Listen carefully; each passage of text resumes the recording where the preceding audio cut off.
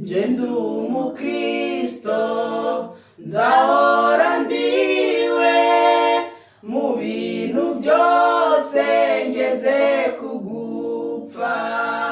Nje ndi umukristo mpora mbihamya nawe igihugu cyose cyanseka.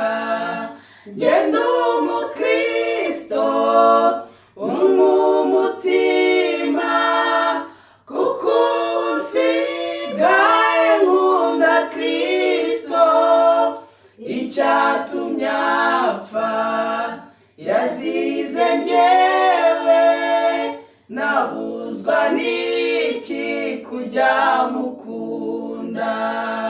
Nje ndi umukristo umva ubwo buntu, narakijijwe nkurwa mu byaha.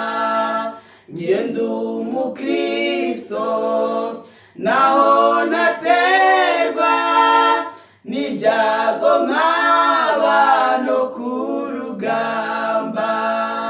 Nje ndi umukristo ndi umutabazi mu ntambara ndasana n'ibyaha, mfite umugaba n'umwami Yesu, nituba hamwe nzahora nesha.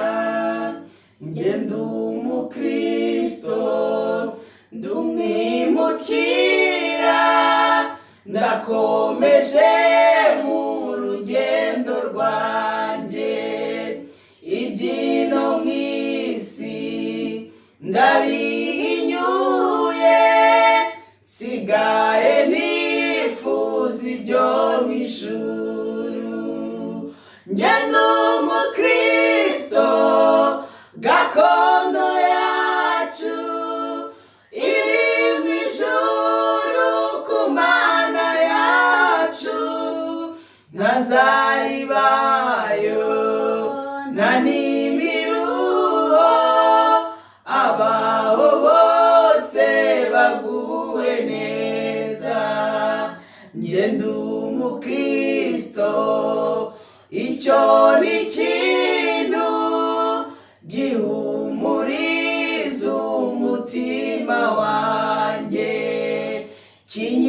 kinyibagiza ibyago byose, nkumva nduhuwe n'umwami Yesu.